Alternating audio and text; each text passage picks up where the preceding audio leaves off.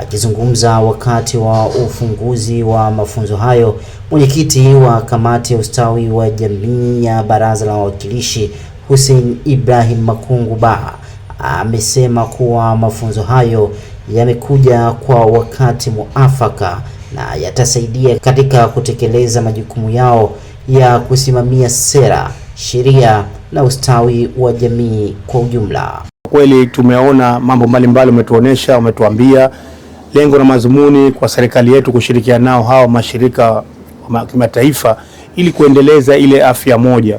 Kama tumeona kipindi cha nyuma tulipata janga la COVID-19 na bila mashirikiano wa washirika kama hawa kweli ingekuwa shida, kwa sababu mambo mengine lazima kwa utaalamu. Tumeona mfano wa wenzetu wa Nigeria wamechimba dhahabu, lakini tumeona maafa waliyopata, watoto wao wapata kifafa, wengine walifariki kwa kuwa hawakuwa na taaluma. Kwa upande wake, Dr. Khadija Nur Omar akiwasilisha mada katika mafunzo hayo amesema kupitia ushirikiano wa sekta ya afya, kilimo pamoja na mifugo ni jambo muhimu linaloweza kusaidia kutambua na kuzuia magonjwa yanayoathiri zaidi ya sekta moja pamoja na mikakati ya kukabiliana na majanga hayo.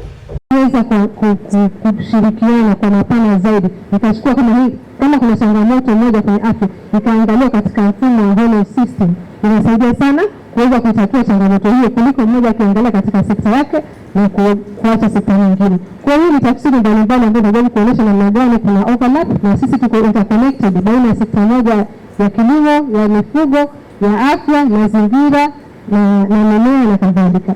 Lakini pili, takwimu zinaonyesha kwamba takriban 60% ya magonjwa ambayo ya kuambukiza kwa binadamu yanatokana na asili yake ni yanatokana na wanyama.